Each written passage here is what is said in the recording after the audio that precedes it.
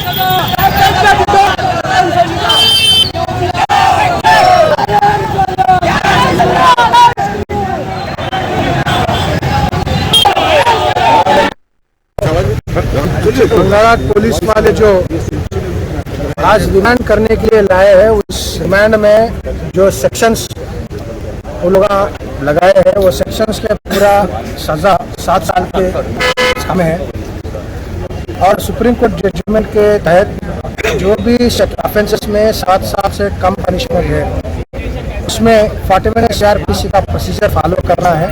लेकिन बंगाला पुलिस वाले वो गाइडलाइंस को और 41 CRPC सेक्शन को बाईपास करते हुए आज रिमांड करने के लिए कोर्ट में आर्डर करे।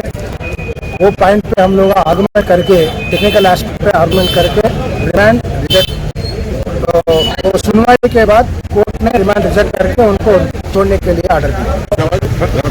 बंगाला पुलिस वाले जो आज रिमांड करने के लिए लाए हैं उस रिमांड में जो सेक्शंस वो लोग लगाए हैं वो सेक्शंस के पूरा गुजरात के वलसाड से बीजेपी के रुकन असेंबली भरत पटेल का एक मुतनाज़िया बयान सामने आया है। वलसाड के तिलत रोड पर गणेश का मुजस्समे को ले जाते हुए पुलिस और रुकन असेंबली के दरमियान कहासुनी हो गई। दरअसल मामला इतना तुल पकड़ लिया कि रुकन असेंबली धमकी देने पर उतर आए और कहा कि मैं जब चाहे दंगे करा सकता हूं।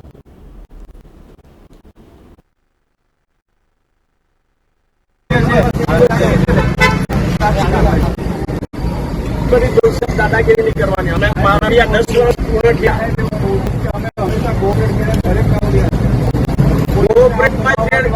मैं पब्लिक का कमाल करी कोई कमाल बोले नहीं करवाने तो हम करवा आगे बोले મને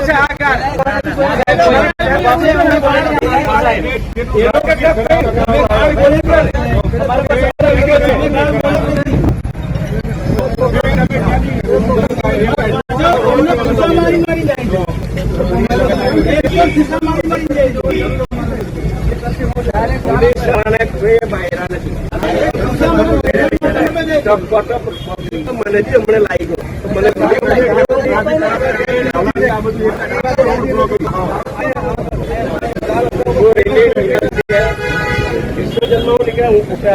મારી ઘર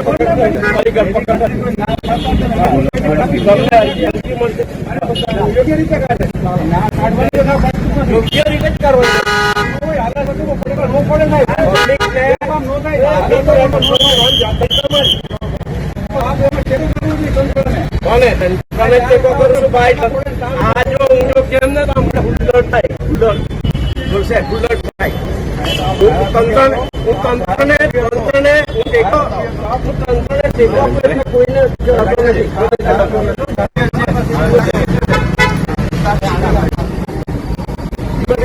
દાદાગીરી नहीं करवानी, हमने 12 या 10 वर्ष पूरा किया है।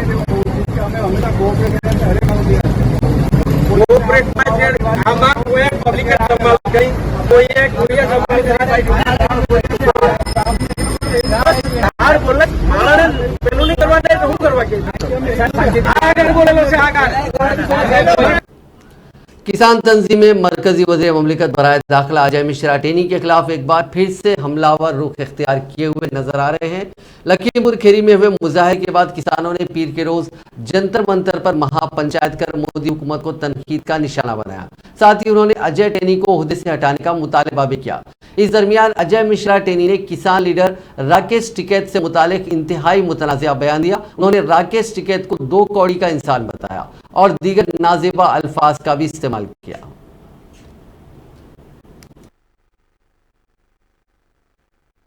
अब लखनऊ जा रहे हैं, हम गाड़ी से बैठ के जा रहे हैं भाई, तेज रफ्तार से गाड़ी जा रही है, हम वृक्ष की तरफ बढ़ रहे हैं।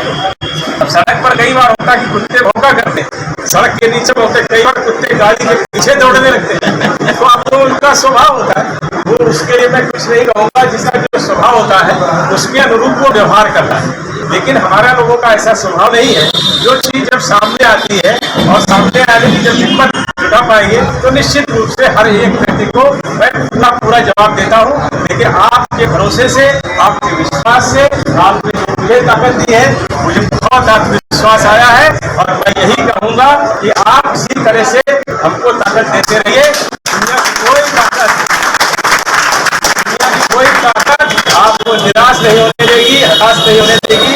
आप सबकी ताकत के बल पर चाहे जितने राकेट टिकैत जितने हमें, मैं क्योंकि मैं राकेट टिकैत को बहुत अच्छी तरह से जानता हूँ, 2 कौड़ी का आदमी है।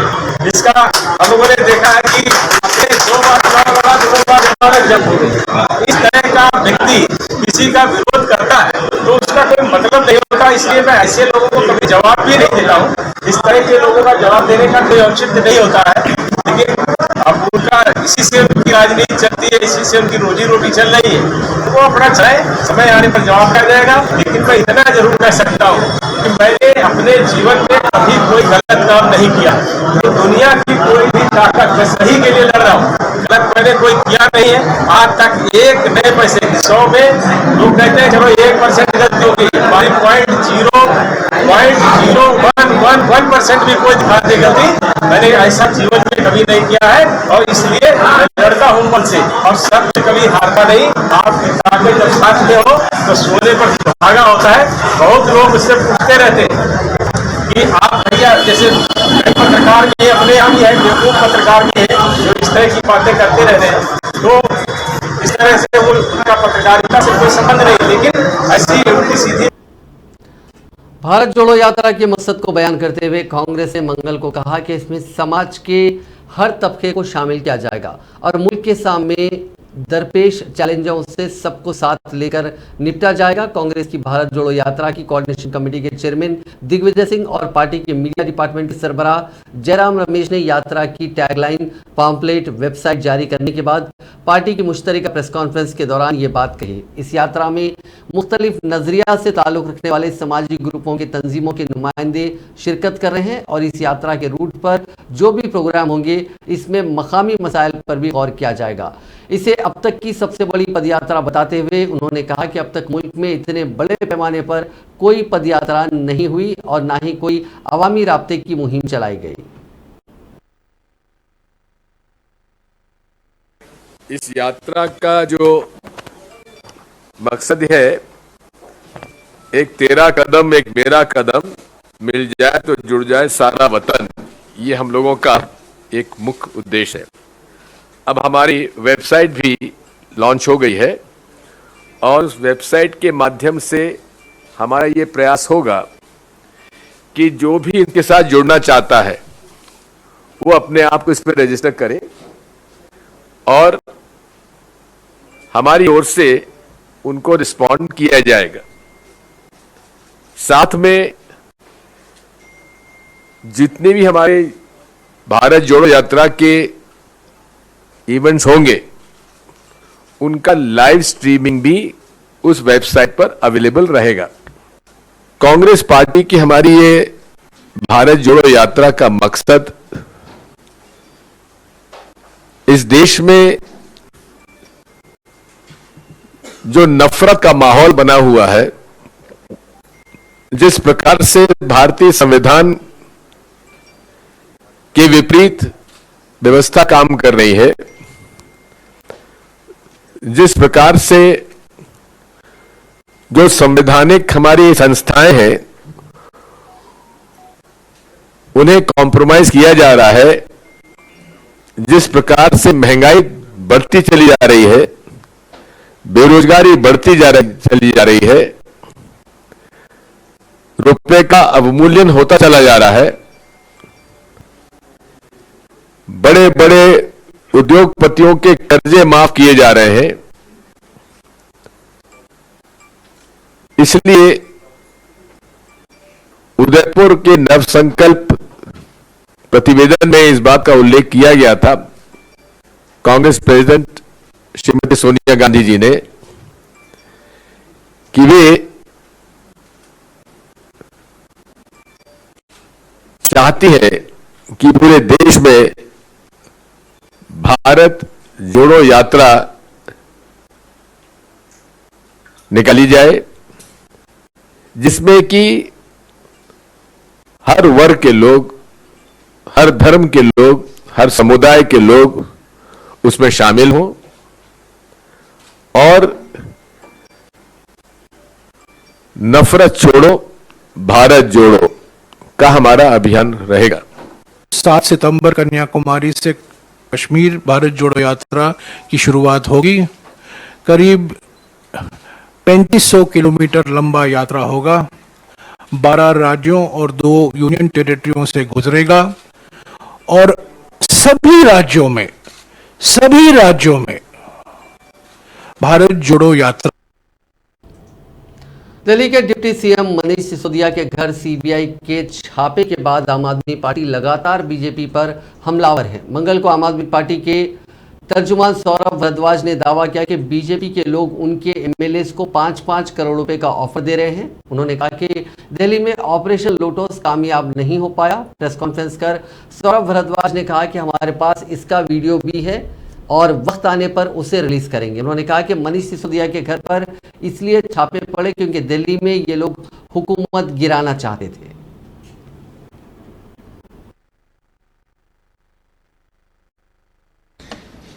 ये वीडियो तब का है जब हम लोगों ने मीडिया के आगे बताया कि भारतीय जनता पार्टी के नेताओं के आम आदमी पार्टी के पास फोन आ रहे हैं। 5-5 करोड़ रुपए के ऑफर आम आदमी के विधायकों को दिए जा रहे हैं कि आप आम आदमी पार्टी छोड़कर भारतीय जनता पार्टी में आ जाइए। मीडिया के हमारे मित्रों ने बहुत सवाल उठाए, सबूत कहां है? भारतीय जनता पार्टी ने कहा है झूठ बोल रहे हैं, ऐसा हो ही नहीं सकता, हमें क्या जरूरत है आम आदमी पार्टी की, हम इनको क्यों लेंगे, इनको तो हम चिमटे से भी नहीं छुएंगे। और उसके बाद जो ऑपरेशन लोटस का पर्दाफाश भारतीय राजनीति में हमने किया, इससे बड़ा पर्दाफाश आज तक किसी ने नहीं किया होगा। ये आज तक का सबसे बड़ा पर्दाफाश वो है जो हमने किया भारतीय जनता पार्टी का। एक बार वीडियो दिखाएंगे, इसको ऑफ कर दीजिएगा।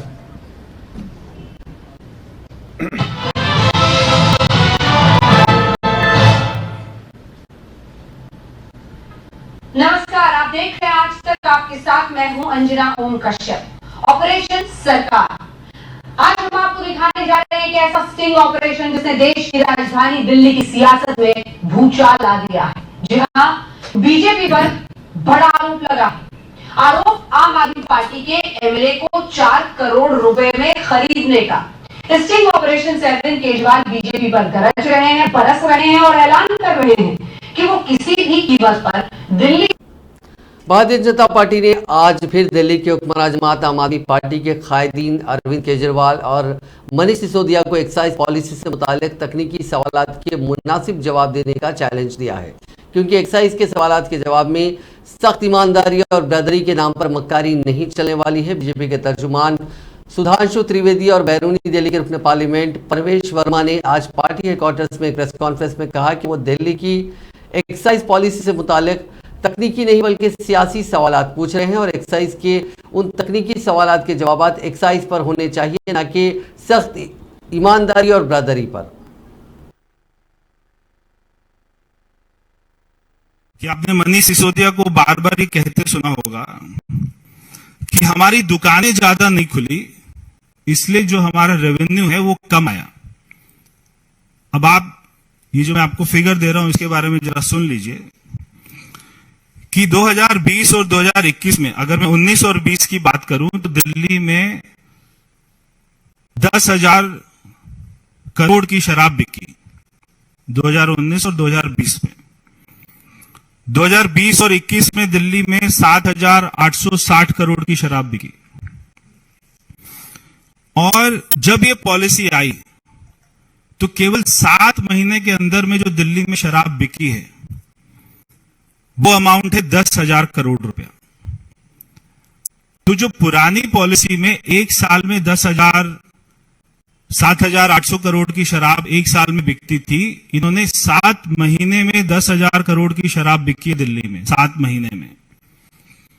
तो ये बात को नहीं कह सकते कि हमारी दुकानें कम खुली हैं इसलिए हमारी शराब जो है कम बिकी है। इनकी शराब 1.5 गुना ज्यादा बिकी है। और एक्साइज की ड्यूटी इन्होंने कर दी 1%। अब मैं आपको एक्साइज के ऊपर में भी आपको उनसे सवाल पूछना चाहिए कि 19-20 में आपको एक्साइज ड्यूटी 4,200 करोड़ रुपया सरकार को मिली। 20-21 में एक्साइज आपको 3,300 करोड़ रुपया मिला। मगर जब आप नई पॉलिसी लेके आए तो केवल 158 करोड़ रुपया एक्साइज मिला।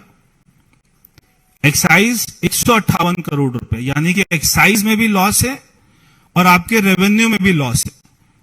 तो मैं मनीष सिसोदिया जी से पूछना चाहता हूं कि आप इस बात का जवाब दें कि आपकी सरकार को एक्साइज में 3,000 करोड़ का लॉस हुआ है और आपके रेवेन्यू में 3,500 करोड़ का लॉस हुआ है। ये सरकारी लॉस है, ये आपको हुआ है या नहीं हुआ है, इस बात का जवाब दे दें। ये तो सारे डाटा होंगे एक्साइज के पास में, एक्साइज विभाग के पास में, आपके पास में। तो सरकार को पिछले साल की तुलना से कांग्रेस सदस्य सोनिया गांधी ने मंगल को सदर जमहूरिया द्रौपदी मुर्मू से मुलाकात की। राष्ट्रपति भवन ने एक ट्वीट में बताया कि कांग्रेस सदर ने आज राष्ट्रपति भवन में सदर से मुलाकात की। दोनों के दरमियान होने वाली मुलाकात के बारे में कोई सरकारी तफसीलात नहीं दी गई और उसे एक खैर सुगाली पर मबनी मुलाकात करार दिया जा रहा है। सदर मुंतखब होने के बाद द्रौपदी मुर्मू से सोनिया गांधी की यह पहली मुलाकात है। मुर्मू के सदर के तौर पर हलफ लेने के बाद से मुल्क भर से मुमताज़ कायदीन और वज़रा उनसे खैर सुगाली पर मबनी मुलाकात के लिए आ रहे हैं। सोनिया गांधी की मुलाकात को भी इसी कड़ी के तौर पर देखा जा रहा है। बीजेपी के रुकने पार्लियामेंट वरुण गांधी अपनी ही हुकूमत के खिलाफ जमकर बरसे। उन्होंने बेरोजगारी को लेकर वजीर आजम नरेंद्र मोदी को उनकी तकरीर की याद दिलाते हुए कहा कि 10 लाख नई नौकरियां देना तो दूर की बात, पहले हिंदुस्तान में 1 करोड़ सरकारी नौकरियों के वैकेंसीज भरने का काम करें। यही नहीं, बीजेपी ने कहा कि जो अरबों के महल बनाकर रह रहे हैं वो जनता का हक मारकर उन्हें सता रहे हैं। उन लोगों की आवाज वरुण गांधी नहीं बनेगा तो क्या बनेगा। यहाँ पे कि अपने मान सम्मान से समझौता नहीं करेंगे, हाथ उठा करो। अगर मान सम्मान से समझौता नहीं करोगे तो किसी चीज से डरो मत, किसी चीज से दबो मत। मैं जब यहां तक हूं और मेरे को हिलाने वाला आदमी अभी तक तो पैदा नहीं हुआ, कल पैदा हो जाए बाद की बात है। मेरे सारे लोग के ऊपर सुरक्षा कवच वरुण गांधी की है और मैं कोई आदमी माइका लाल ये बोले हम अकेले हैं, जब तक यहां पे सीने में दम है कोई आदमी या महिला यहां अकेले नहीं है। यहां पे कि अपने मान सम्मान से समझो। जवाहरलाल नेहरू यूनिवर्सिटी की वाइस चांसलर धूलीपुड़ी पंडित ने पीर के रोज भगवान शिव को शूद्र बताया। उन्होंने कहा कि कोई भी भगवान ब्राह्मण नहीं है, भगवान शिव एससी या एसटी से ही होने चाहिए क्योंकि वो शमशान में बैठते हैं। उन्होंने आगे कहा कि मनुस्मृति के मुताबिक सभी खवातीन शूद्र है, इसीलिए कोई भी खातून ये दावा नहीं कर सकती कि वो ब्राह्मण या कुछ और है। We say. Another thing I also want to place before you, those who say Indic civilization. Most of you should know, anthropologically signed, please look at the origins of our gods.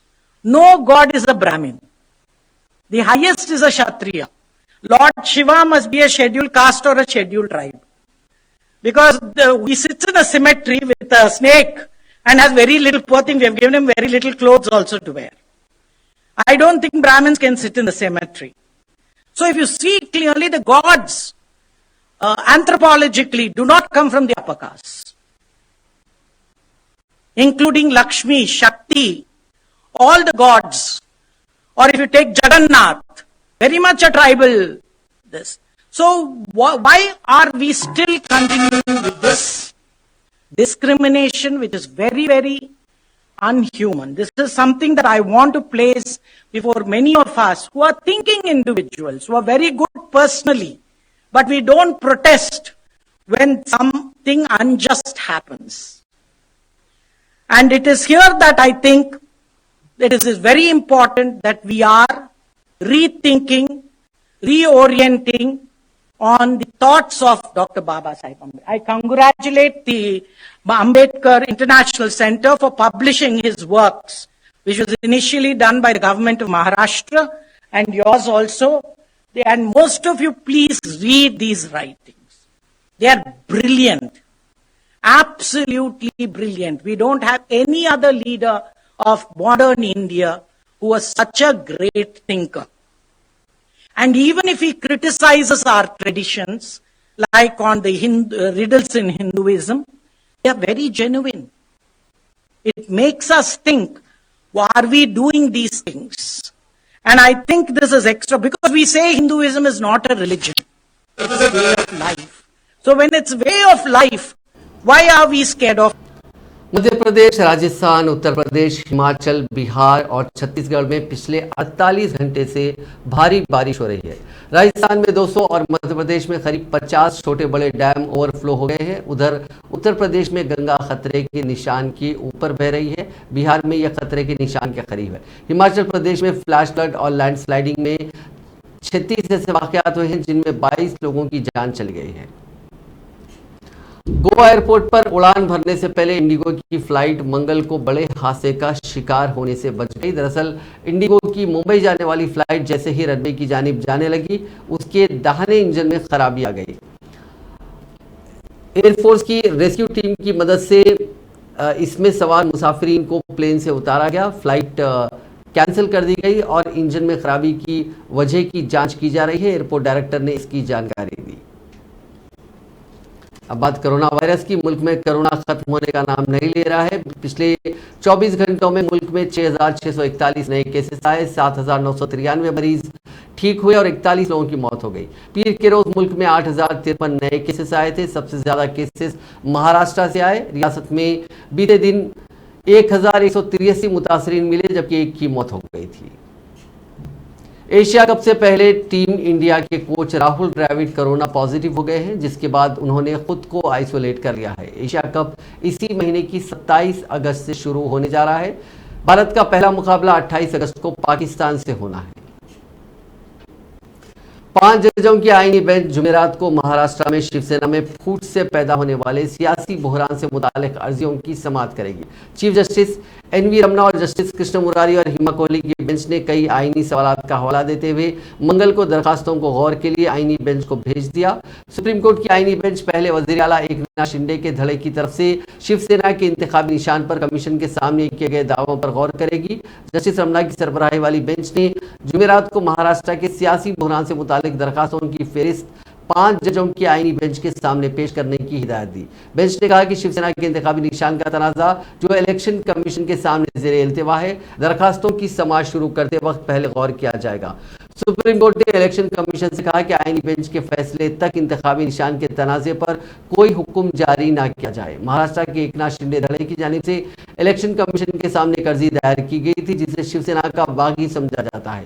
साबिक वज़ीर आला उद्धव ठाकरे के धड़े की जानिब से supreme court में एक अर्जी दायर की गई थी, जिसमें इलेक्शन कमीशन के सामने इस कार्रवाई पर रोक लगाने की दरखास्त की गई थी। सियासी पार्टियों की जानिब से मुफ्त वादों के खिलाफ लगी पिटीशन पर सुप्रीम कोर्ट में मंगल के रोज करीब 45 मिनट तक सुनवाई हुई। इसमें पार्टियों को मुफ्त वादों पर रोक लगाने की मांग की गई है। कोर्ट ने सुनवाई के दौरान इशारा दिया कि वो इस केस को बड़ी बेंच में भेज सकता है। अगली सुनवाई 4 शुम्बा यानी 24 अगस्त को होगी। सुनवाई के दौरान वकील विकास सिंह ने कहा कि मुफ्त वादों के चलते मुल्क दिवालिया होने की हालत में है। इस पर सीजेआई रमना ने कहा कि मान लीजिए कोई वादा कर दूं कि इलेक्शन जीतने पर लोगों को सिंगापुर भेज दूंगा, तो क्या इलेक्शन कमीशन इस पर रोक लगा सकता है? सुप्रीम कोर्ट में आज की सुनवाई के दौरान कपिल सिब्बल एक कोर्ट के सपोर्टर के तौर पर आए, जबकि अभिषेक मनु सिंघवी आम आदमी पार्टी और विकास सिंह पिटिशनर के वकील के तौर पर पेश हुए। केस की सुनवाई कर रहे चीफ जस्टिस एनवी रमना की बेंच में जस्टिस कृष्ण मुरारी और जस्टिस हिमा कोहली शामिल थी। बिल्किस बानो से गैंगरेप केस के 11 मुजरिमीन को गुजरात हुकूमत ने रिहा कर दिया है। अब यह मामला सुप्रीम कोर्ट पहुंच गया है।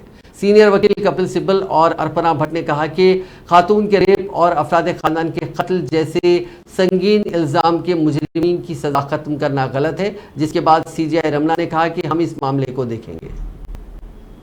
वज़ीर दिफा राजनाथ सिंह ने मंगल को ताशकंद में उज़्बेकिस्तान के वज़ीर दिफा से मुलाकात की और दोनों ममालिक के दरमियान दिफाई ताल्लुकात पर तफसीली तबादला ख्याल किया। राजनाथ सिंह शंघाई ताउन तंजीम के रुकन ममालिक के वज़राए दिफा की मीटिंग में शिरकत के लिए उज़्बेकिस्तान के दौरे पर हैं। उन्होंने आज ट्वीट किया कि ताशकंद में उज़्बेकिस्तान के वज़ीर दिफा के साथ अच्छी मुलाकात हुई। बातचीत के दौरान हमने हिंदुस्तान उज़्बेकिस्तान के दिफाई ताल्लुकात का जामे जायजा लिया। स्टील के मरकजी वजीर ज्योतिरादित्य सिंधिया ने मंगल के रोज कहा कि हिंदुस्तान में स्टील का प्रोडक्शन 2030 तक 300 मिलियन टन हो जाएगा और मुल्क एक बड़े दरामदकार से बड़ा बरामदकार बनने की जानिब गामजन है। फिकी की जानिब से हिंदुस्तानी मादनी और धाती सनत के ट्रांजिशन 2030 एंड विजन 2047 के उन्वान पर मुनक़िदा एक प्रोग्राम में उन्होंने कहा कि हिंदुस्तान न सिर्फ एक बरामद करने वाला मुल्क है बल्कि एक बड़ा सारिफ मुल्क भी है। उन्होंने उम्मीद जाहिर की कि मुल्क की फीकस स्टील की खपत में इजाफा होगा और 2047 तक मौजूदा आलमी औसत 225 किलोग्राम तक पहुंच जाएगा। नाजरीन, आज की खास बात में बस इतना ही। आपसे कल मुलाकात होगी नई खबरों के साथ। आप देखते रहिए INN चैनल।